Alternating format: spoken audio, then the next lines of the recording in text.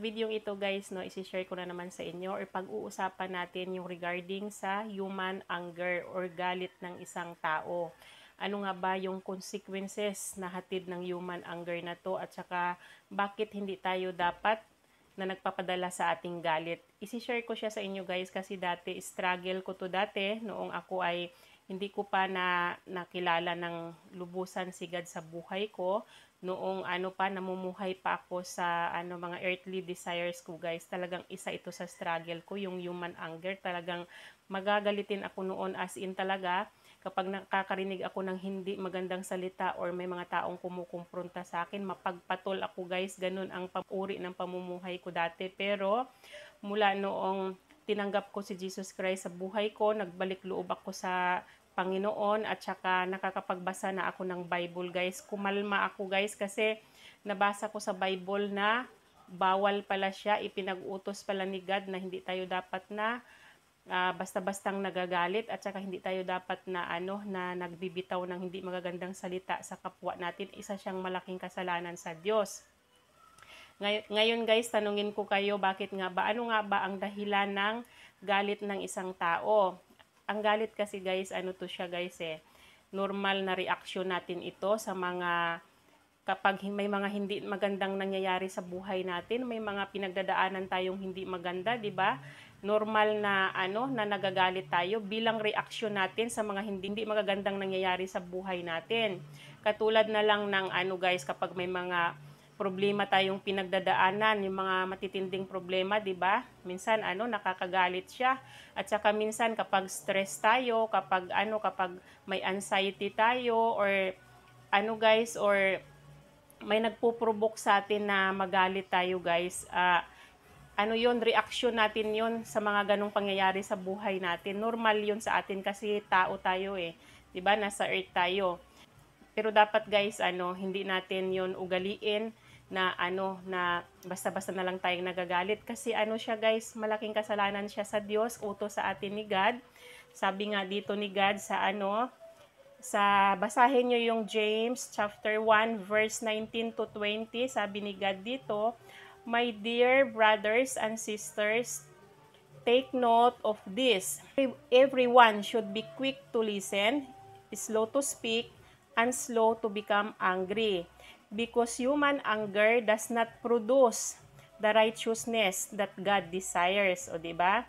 Pinag-uutos sa atin na dapat dapat marunong tayong makinig at saka kung magsalita tayo mahinahon at saka hindi tayo dapat dapat nagagalit kaagad kasi ang human anger daw, hindi ito ang kalooban ni God para sa atin. 'Di ba? Kasalanan siya sa Diyos. At saka nakalagay din dito, Psalm 37 verse 8 naman, "Refrain from anger and turn from wrath. Do not fret it. It leads only to evil." 'Di ba? Kapag nagagalit tayo, magpukos ito ng, 'di ba, kapag hindi natin nakontrol yung sarili natin, galit tayo, maaring magkukos siya ng mas matindi pang galit sa atin, guys, na na magiging dahilan para magkasala tayo, para makapagsalita tayo ng hindi maganda sa kapwa natin, 'di ba? Malaking kasalanan siya. Utos ni God sa atin na hindi tayo dapat na basta-bastang nagagalit at hindi tayo dapat basta-bastang nagbibitaw ng mga masasamang salita laban sa kapwa natin.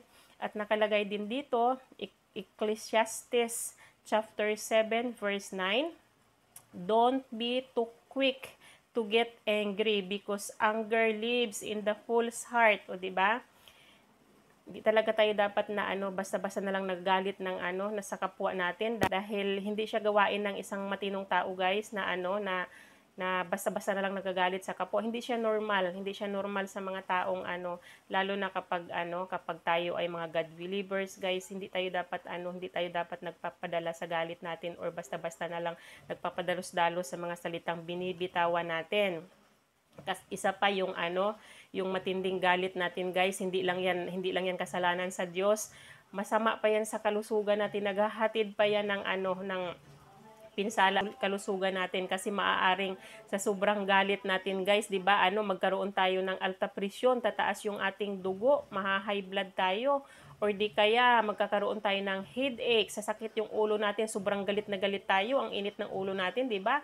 May mga time na pag sobrang galit natin, sumasakit yung ulo natin, at saka pwede rin tayong magkaroon ng ng heart failure, 'di ba? Magka heartache tayo, sasakit yung puso natin, mahirapan tayong huminga, or di kaya kung may mga sakit tayo sa puso, aatakihin tayo sa sakit ng puso natin dahil nga sa sobrang galit. Kaya talagang hindi talaga maganda na na nagpapadalos-dalos tayo sa galit natin, guys. At pwede naman tayong magalit, diba? Nakalagay sa Bible, kasi nga tao tayo, normal na nagagalit tayo. Pwede tayong magalit nang hindi tayo nagkakasala.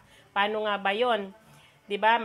Normal na magagalit tayo, pero guys, dapat marunong tayong kumontrol sa sa mga salitang binibitawan natin. Pag galit tayo, huwag tayo nga magpadalos-dalos sa pagbitaw ng mga salita na pwedeng makasakit sa kapwa natin, kasi yung dila natin, guys, makapangyarihan 'yan.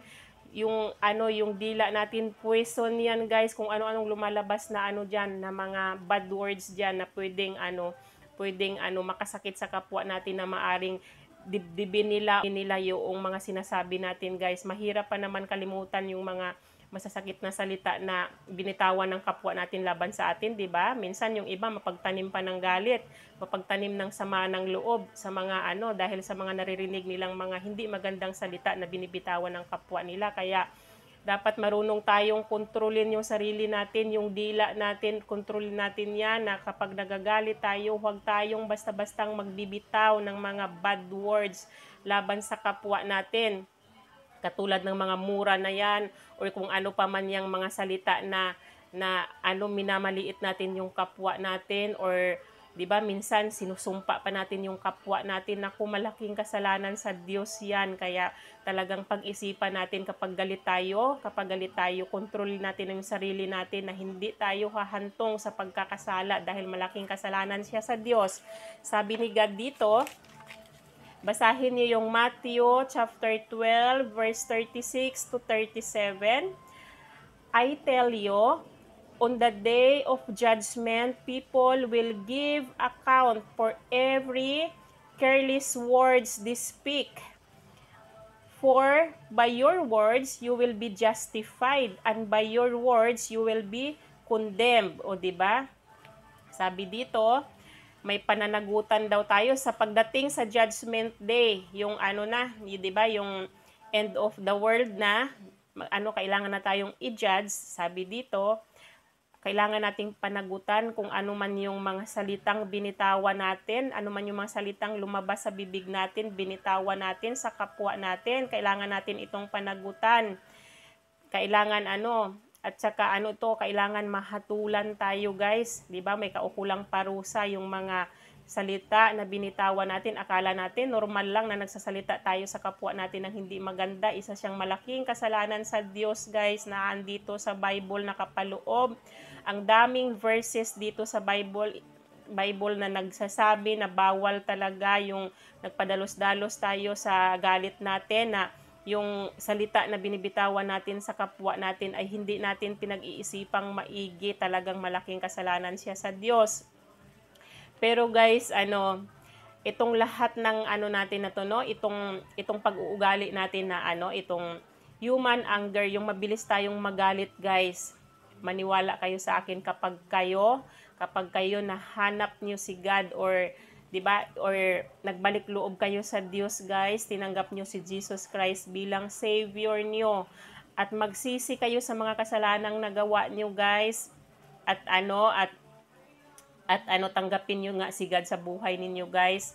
Tapos kung tinanggap na kayo ni God, pagkalooban kayo ng Holy Spirit, guys, lahat ng mga hindi magandang pag-uugali na yan, isa na yung human anger, mawawala yan siya, guys. Ako mismo yung patunay, kasi nga sabi ko sa inyo dati, talagang struggle ko rin yung human anger na yan. Talagang hindi ko nakukontrol yung sarili ko noong under flesh pa ako, guys. Namumuhay pa ako sa mga earthly desire ko, guys. Talagang masungit ako, talagang mainitin ang ulo ko, pero nagbago lahat noong nahanap ko si God, noong tinanggap ko si Jesus Christ sa buhay ko, guys. Kasi nakalagay naman sa Bible, 2 Corinthians chapter 5 verse 17, nakalagay dito, therefore, if anyone is in Christ, he is a new creation. The old has passed away. Behold, the new has come. Ano nga ba ibig sabihin nito? Kapag kayo daw ay born again Christian guys, yung nagbalik loob na kayo sa Diyos, nagsisi kayo sa mga kasalanan nyo, tinanggap nyo si Jesus Christ sa buhay nyo guys, isa na kayong new creation, parang ipinanganak kayong muli. Yung dating kayo, kung ano man yung mga desire nyo dati, ano man yung mga pag-uugali nyo hindi maganda dati guys, as in mawawala na yan dahil babaguhin ni God yung buhay nyo. Pagkakalooban niya kayo ng Holy Spirit at yung Holy Spirit ang magagabay sa inyo para gawin kayong banal, para yung mga dating desire nyo na mga hindi magaganda, mawawala na yun sa inyo kasi nga i-guide kayo ni Holy Spirit para magiging banal kayo at mawawala na yung mga earthly desire nyo. Maniwala kayo sa akin guys, magiging mababago lahat yung mga pag-uugali na yan. Mawawala lahat yan kapag kayo ay nagbalik loob sa Diyos. Kaya kung ako sa inyo guys, mag-isip-isip na kayo na talagang yung human anger na yan, walang magandang idudulot sa buhay ninyo yan. Isa siyang kasalanan sa Diyos, malaking kasalanan sa Diyos, at saka isa pa, masama sa kalusugan ninyo. Kaya ngayon pa lang pag-isipan nyo na, pwede kayong pwede nyong kontrolin yung sarili nyo, kaya nyong kontrolin yan kasi ako nagagawa ko siya guys. Hanggang sa ngayon, nagagalit din naman ako pero hindi na umaabot sa point na na nakikipagsigawan ako or nagbibitaw ako ng hindi magagandang salita laban sa kapwa ko dahil mula nung na-realize ko at nabasa ko sa Bible na isa pala talaga siya sa pinagbabawal ni God at isa siyang malaking kasalanan guys. Nakokontrol ko na yung sarili ko na hindi talaga dapat na basta-bastang magalit, hindi talaga dapat na basta-bastang nagbibitaw ng hindi magagandang salita laban sa kapwa natin. Kaya kung nagawa ko siya guys, kung na-overcome ko siya, walang imposible na ma-overcome at magawa nyo din siya guys. Kaya kung interesado kayong baguhin yung pag-uugali nyo na yan guys, hindi imposible guys, magagawa nyo yan. Kailangan nyo lang na i-surrender yung buhay nyo kay God, magbalik loob kayo sa Kanya, tanggapin nyo si Jesus Christ bilang Savior ninyo guys. Walang imposible. Alam kong ma-overcome ninyo kung ano yung na-overcome ko. Hanggang dito na lang guys yung aking video. Sana may natutunan kayo sa akin sa araw na to. At sana kung nagustuhan nyo yung aking video, palike na lang, pasubscribe na rin ng aking channel, papindot nyo na rin yung bell button para sa susunod na mag-upload ako ng panibagong video. Ma-notify kayo kaagad guys. Hanggang dito na lang. Bye-bye and God bless you all. Bye-bye!